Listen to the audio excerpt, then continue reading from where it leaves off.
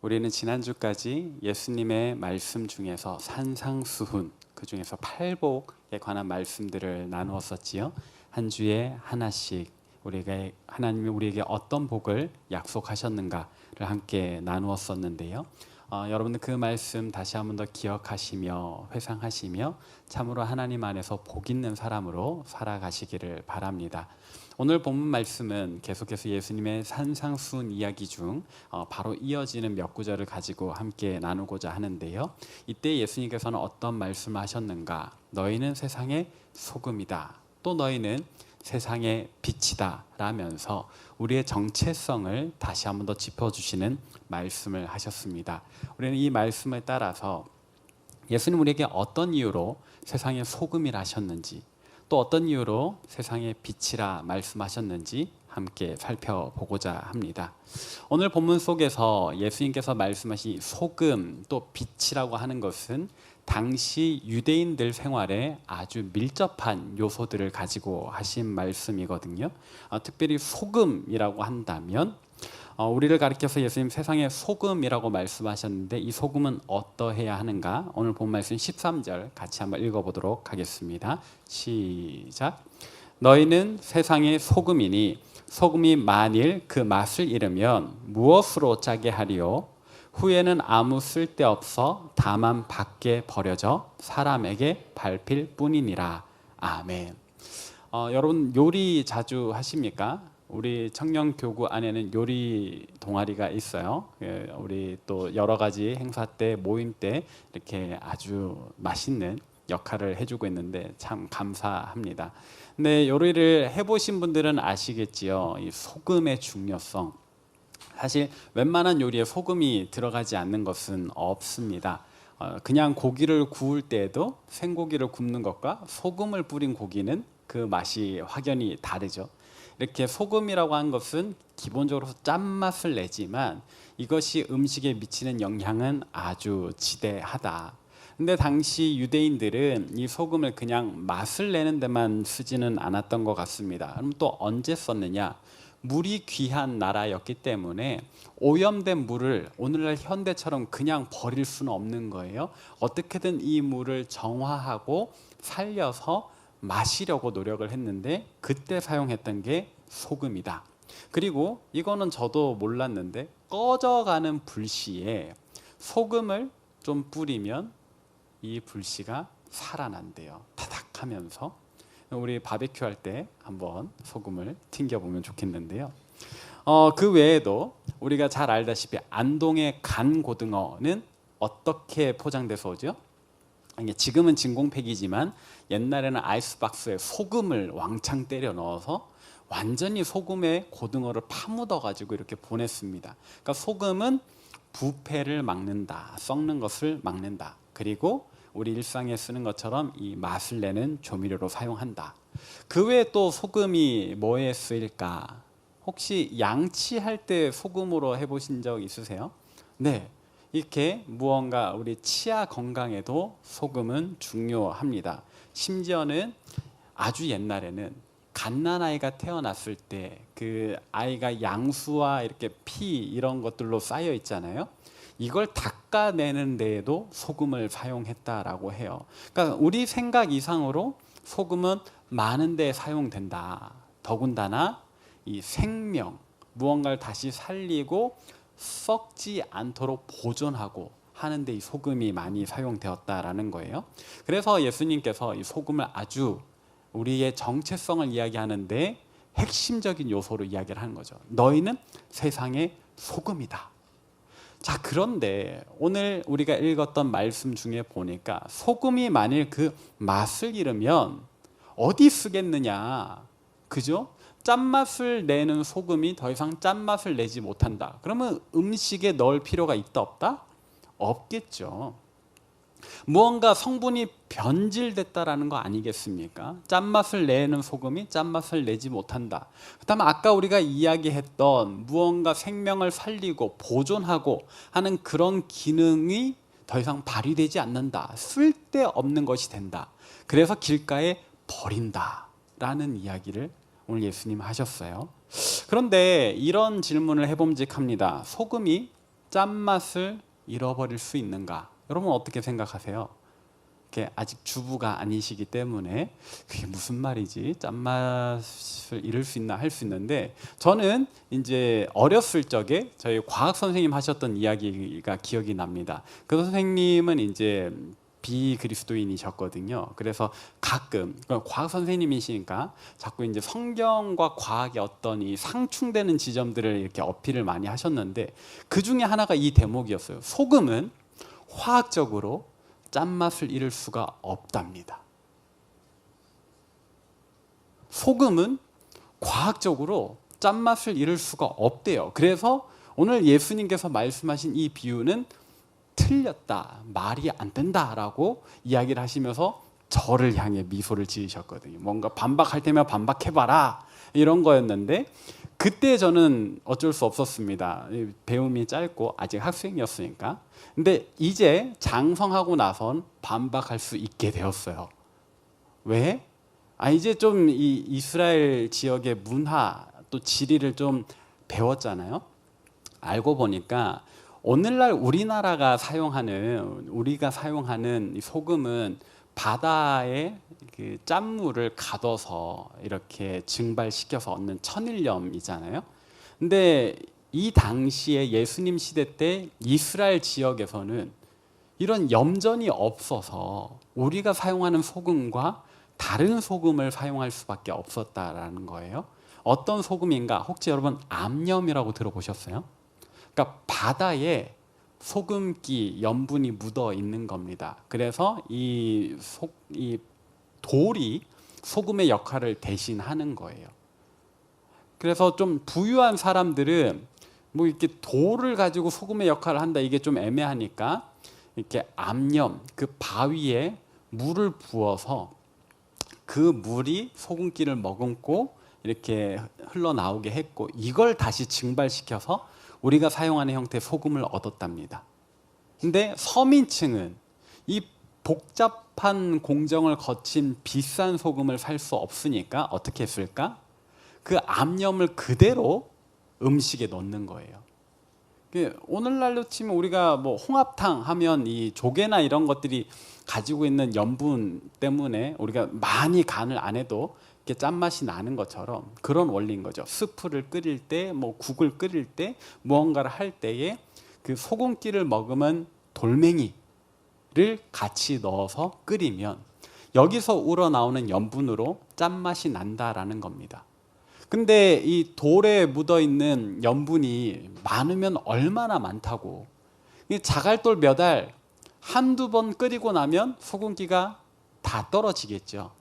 이때 예수님 말씀하신 소금이 만일 그 맛을 잃으면 할 때에 정확히는 이 암염이 맛을 잃으면, 술만큼 다 써버리면, 더 이상 그 효력을 발휘하지 못하게 되면 이건 뭐다? 더 이상 소금이 아니라 그냥 돌이다, 돌. 그래서 이 돌을 유대인들이 어떻게 했냐? 짠맛이 더 이상 나지 않는 돌은 더 이상 음식에 넣지 않고 길가에다 버리는 겁니다.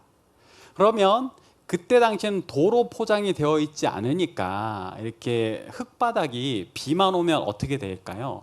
이렇게 진흙탕이 되겠죠. 걷기 힘든 거예요. 그래서 사람들이 쓰고 난 이 돌, 암염, 찌꺼기를 일부러 사람들 다니는 길에다 버리는 겁니다. 그러면 약간의 포장 효과. 우리가 지금 오늘날에도 그렇잖아요. 그냥 진흙밭보다는 자갈을 쫙 깔아놔 버리면 그래도 신발은 안 더러워지니까. 예수님께서 말씀하신 이 비유가 그런 거예요. 소금이 만일 그 맛을 잃으면 다만 밖에 버려져 많은 사람들이 지나가면서 밟게 된다라는 게 그런 비유인 겁니다.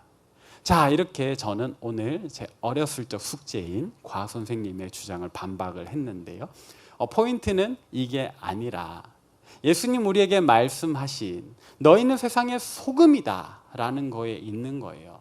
우리는 이 세상을 살면서 단지 그냥 어떤 부속물로만 살아갈 것이 아니라 분명히 우리의 역할과 사명을 가지고 있는 존재다.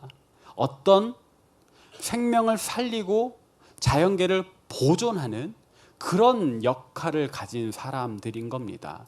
소금이 가졌던 그 항상성, 그리고 그 순수성, 우리는 그런 것들을 함께 보존을 해야 되는 겁니다. 그런데 우리가 만약에 그리스도인답지 않게 된다면 우리는 어떻게 되어야 할까요? 본문 속에서 암염이 더 이상 맛을 내지 못할 때 밖에 버려지는 것처럼 우리도 그리스도인인데 더 이상 그리스도인답지 않는 모습이라면 우리 주님께서 꺼내서 밖에 버리실 것이다 라는 겁니다. 사랑하는 여러분, 그런 의미에서 우리는 늘 그리스도인다워야 되겠습니다. 이런 비유를 한번 생각해 볼 수 있겠어요? 여러분, 365일 우리에게 주어진 1년 동안에 한참 게을러요. 매일 게을러. 그러다가 하루 정도 부지런해졌다. 그렇게 생활을 했다. 여러분들은 어떻게 나는 부지런한 사람이다라고 자신할 수 있습니까? 누군가에게 그렇게 소개할 수 있겠어요? 우리는 우리의 특성을 이야기할 때 비율적으로 많은 편을 이야기하지 적은 편을 이야기할 수 없습니다. 우리가 부지런한 사람이다라고 이야기를 하려면 우리는 늘 부지런해야 되는 거죠.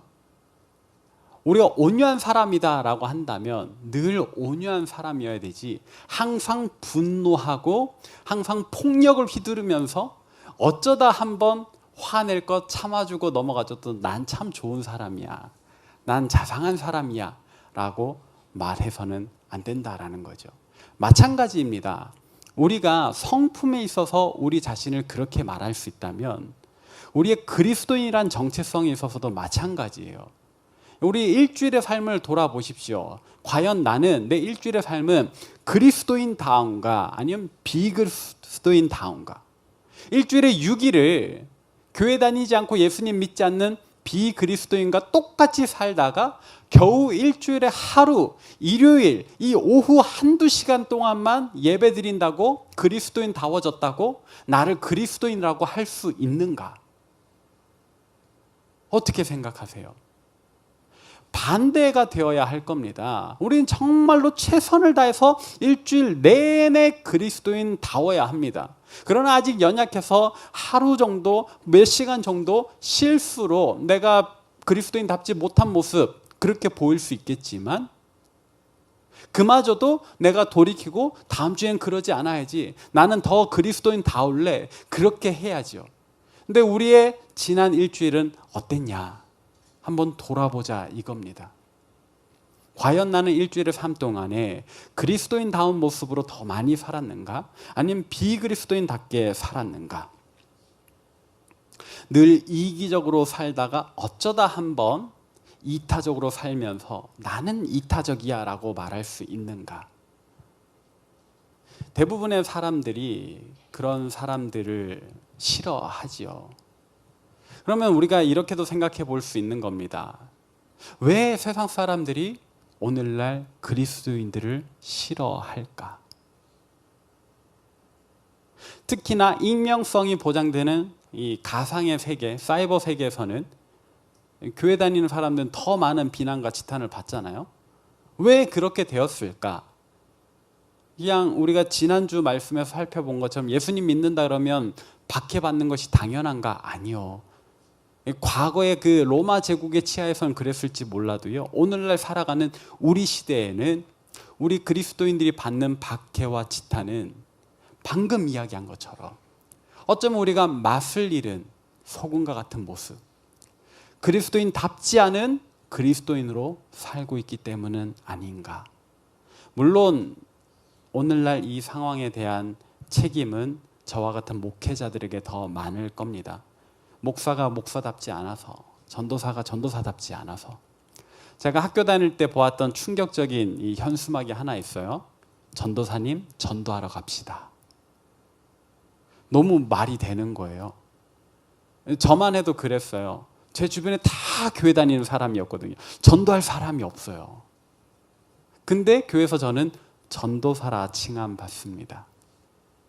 그냥 주변에 좋은 사람들 사이에서는 얼마든지 좋을 수 있는데 과연 내가 세상에서 믿지 않는 사람들 속에서도 나는 그리스도인답게 살 수 있을까 하는 의문을 가져보았어요. 여러분들은 그 의문을 매일 하면서 살고 계시겠지요. 여러분들 스스로를 돌이켜 보실 때 여러분들은 어떠십니까? 세상 속에서 아직 맛을 잃지 않은 참된 그리스도인의 모습으로 살고 있습니까?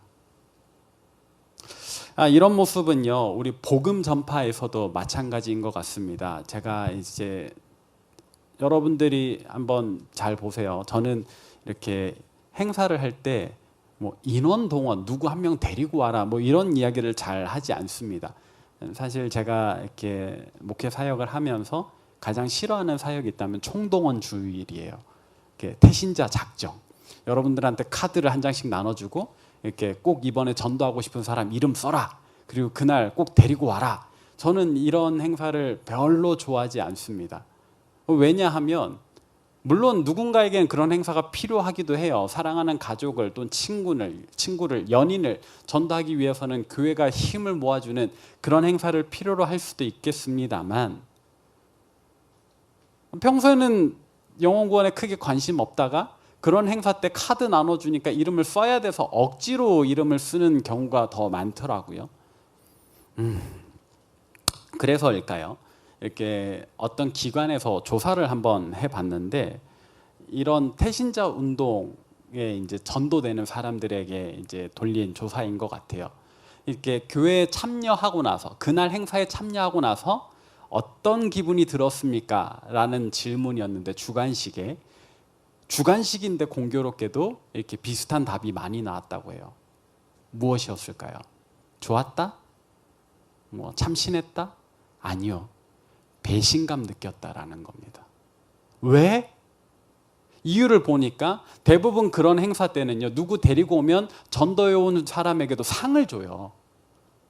제가 예전에 사역했던 교회 중에 어떤 곳은요, 1년 동안 이 전도를 많이 하신 전도왕은 유럽 여행을 보내줬더라고요. 그건 전도에 엄청 열심이야.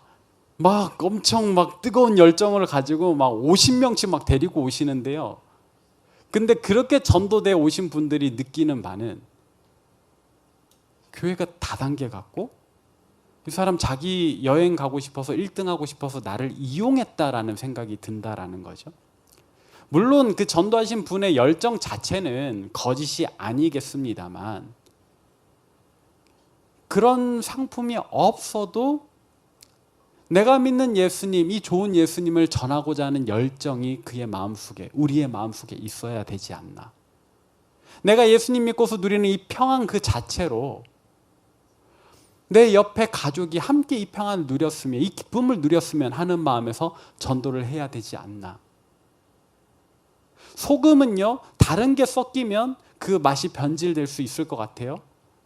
오늘 예수님께서 우리에게 하신 말씀도 그런 것 같아요. 순수한 이 믿음과 정말로 주님 안에서 누리는 기쁨, 이걸 항상 간직해야 우리가 맛을 잃지 않고 정말 소금다운 소금, 그리스도인다운 그리스도인이지 않을까. 그러면 어떡하나? 지금까지 내가 그리스도인답지 못했다면 나는 이제 어떻게 해야 되나? 이제부터라도 그리스도인 다우면 되죠. 한 가지 좋은 소식 알려드릴까요? 이전에 여러분들이 좀 별로였다면 이제 괜찮은 사람으로 바뀌잖아요. 여러분 주변 사람들이 느끼는 그 체감은 더 클 거예요. 중혁이 쟤 진짜 싸가지 없었는데 갑자기 애가 괜찮아졌네? 왜 저러지? 쟤 진짜 나쁜 애였는데 요즘 좀 괜찮네? 그 체감이 더 커진다니까요.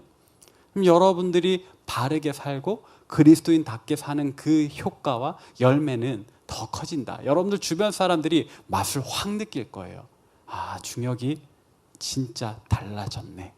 확실하게 깨닫는다. 오늘 본문 속에서 예수님 말씀하신 두 번째 비유의 요소는 빛입니다. 세상의 빛. 오늘 본 말씀 중 14절, 15절 같이 한번 읽어보도록 하겠습니다. 시작. 너희는 세상의 빛이라. 산 위에 있는 동네가 숨겨지지 못할 것이요 사람이 등불을 켜서 말 아래에 두지 아니하고 등경 위에 두나니 이러므로 집안 모든 사람에게 빛이 있느니라. 아멘. 예수님 우리를 향해서 말씀하셨습니다. 너희는 세상의 빛이라. 이 빛이라는 요소의 특징을 우리가 한번 생각해 봅시다. 이 빛은 어떤 것인가? 어둠에게 삼켜지지 않아요. 다른 물체가 있으면 가로막히긴 하지만 아무것도 없다면 그냥 그 자체로는 빛은 항상 밝히 드러나 보입니다. 이것이 우리에게 주는 교훈은 무엇일까? 저는 이렇게 생각해요. 우리가 그리스도인이라는 것이 숨겨지지 않는다. 언젠가 다 드러나게 돼 있어요. 내가 그리스도인이라는 것, 여러분들이 그리스도인이라는 것. 그렇다면 훗날 우리의 행동, 우리가 그동안에 쌓아왔던 행동과 이미지들이 다 어떻게 비춰진다? 우리가 그리스도인이란 그 사실로 모아져요. 야, 쟤는 교회 다닌다면서 그렇게 행동했어? 야, 쟤는 예수님 믿는다면서 그런 사람이었단 말이야? 어떻게 해야 할까요? 우리는 이 사실을 숨길 수가 없어요. 항상 드러나요. 그러니까 꼭 우리가 나 교회 다녀라는 이야기 하지 않아도 우리가 그리스도인이라는 사실은 언젠가 들통이 납니다. 세상이 알게 돼요. 그럴 때 야, 쟤는 진짜 지밖에 모르게 살더니 근데 교회 다녔다고? 와. 야, 쟤는 그렇게 다른 사람들 베풀고 섬기고 노력하더니 역시 교회 다니는 사람이었네. 와. 어느 편을 맞이하고 싶으십니까? 그때 가서는 거짓말을 할 수 없어요. 우리가 이걸 몇 마디 말로 이렇게 반전시킬 수 없어요. 우리의 평소 행동이 우리를 나타내 주는 거예요. 우리는 평소에 일상 속에서 우리의 가정에서 내가 예수 믿는 사람이라는 것을 드러내야 되는 겁니다. 예수 믿는 사람답게 해야 된다라는 거예요.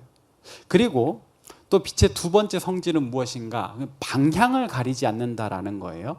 전구를 한번 불을 켜보면 그냥 사방팔방으로 밝아지는 겁니다. 횃불에 불을 붙여도 마찬가지예요. 그냥 주변 사방팔방으로 빛이 뻗어나가요. 그럼 우리가 사용하는 후레쉬, 랜턴은요, 우리가 의도적으로 이 빛을 조율을 하는 거지 원래 빛의 성격 자체는 방향을 가리지 않는다. 이 광원으로부터 시작해서 사방팔방으로 뻗어나간다.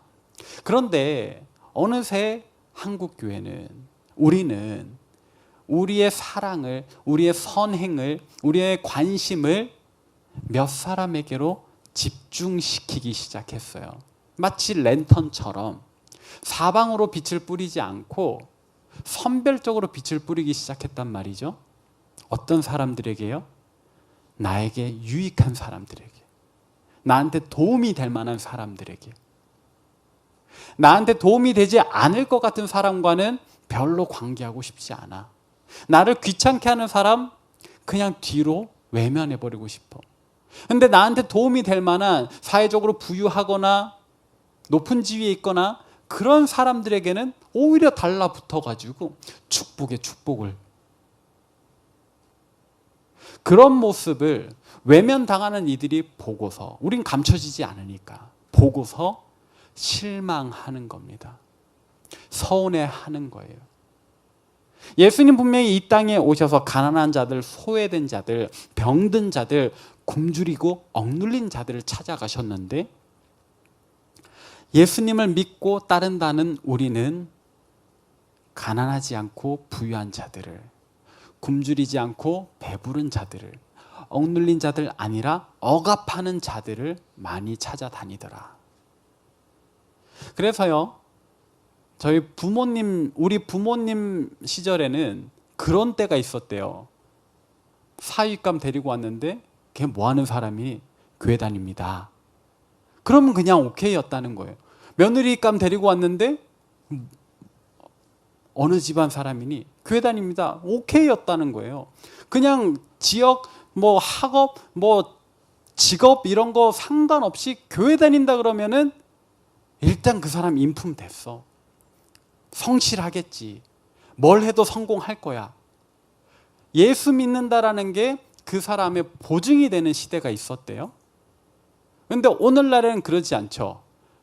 교회 다닌다 그러면은 좀 불안해. 교회 다닌다 그러면 그래서 뭐? 그게 뭐? 걔 직업 뭐냐고 다시 묻게 되는? 더 이상 우리 시대에는 예수 믿는다, 교회 다닌다가 우리의 보증이 되지 않아요. 왜 그렇게 인식이 바뀌게 되었을까? 마찬가지죠. 그동안에 쌓아왔던 그리스도인들의 교회 이미지가 전혀 예수님과 같지 않기 때문에. 우리는 빛입니다. 그래서 우리가 그리스도인이라는 걸 숨길 수 없어요. 그리고 우리의 말, 우리의 행동, 우리의 관심, 우리의 사랑, 방향을 우리가 선별하지 않고 우리 주변에 있는 모든 이들과 함께 어우러져야 되는데, 우리가 그러지 않을 때 이 빛이 비추어지지 않는 사람들이 있겠고, 그들에겐 우리가 맛을 잃은 소금이 되는 거겠죠. 오늘 예수님께서 우리에게 말씀하십니다. 너희는 세상의 소금이다. 너희는 세상의 빛이다. 다시 한 번 더 일깨워 주시는 거예요. 맛을 잃지 말라고, 변질되지 말라고, 사람 가리지 말라고. 그러면서 우리에게 하시는 말씀, 오늘 본문 마지막 16절 함께 읽어보도록 하겠습니다. 시작. 이같이 너희 빛이 사람 앞에 비치게 하여 그들로 너희 착한 행실을 보고 하늘에 계신 너희 아버지께 영광을 돌리게 하라. 아멘.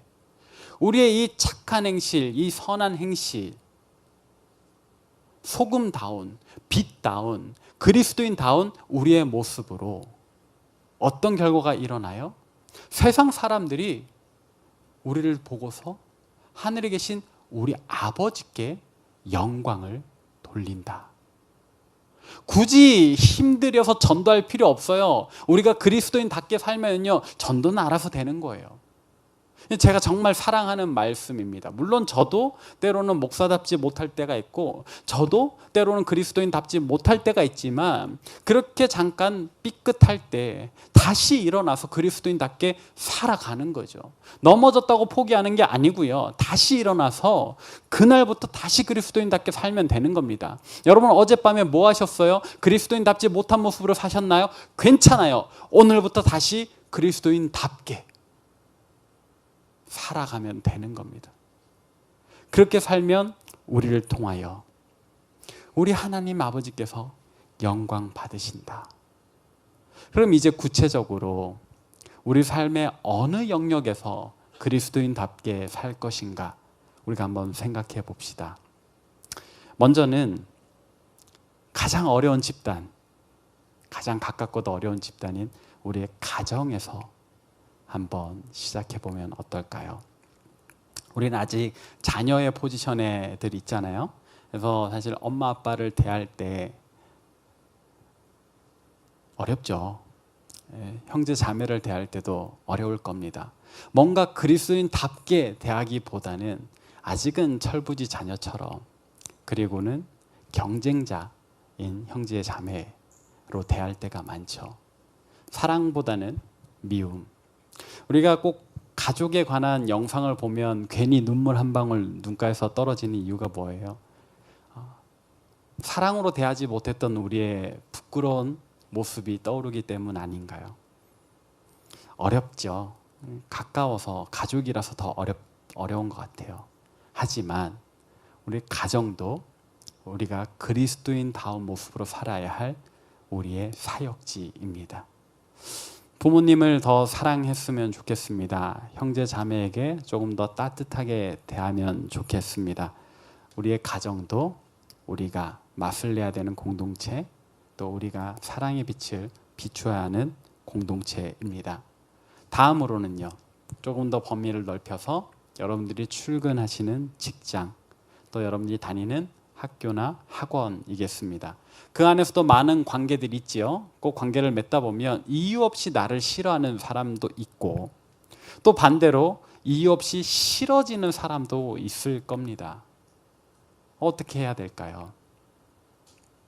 우리 주님의 빛은 방향을 가리지 않는다, 사람 선별하지 않는다 했습니다. 우리가 먼저 노력하십시다. 나를 미워하는 사람에게도 사랑으로 선대하겠다. 이유 없이 미워지는 사람도 내 마음이 잘못된 거다 생각을 고치고 사랑의 노력을 해봅시다. 물론 그렇다고 해서 갑자기 초콜릿 하나 주면서 당신은 사랑받기 위해 이렇게 축복할 수는 없겠죠. 그러나 어제보다 오늘 조금 더 사랑의 모습, 사랑의 태도로, 따뜻한 관심으로 이렇게 나아가야 하지 않을까요?